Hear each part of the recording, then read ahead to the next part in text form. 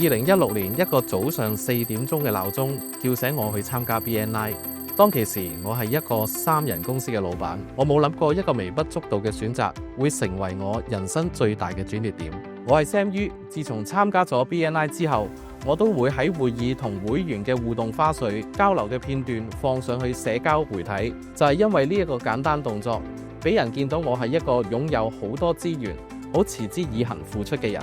後來新世界集團主動聯絡我，收購我間公司，就係咁，我由3人嘅團隊開始進入另一個全新嘅里程碑。加入咗 BNI 之後，我唔單止得到源源不絕嘅新客戶，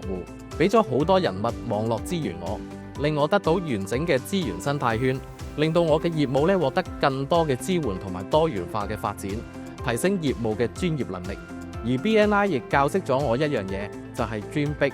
要諗更大嘅夢想。於是乎，我就諗可唔可以帶領我哋自己嘅公司去上市呢？除此之外， BNI 嘅培訓系統教識咗我點樣去提升領導力，就係因為呢一個系統令我有機會擔任唔同領導團隊嘅崗位。呢一啲機會令到我曝光好多，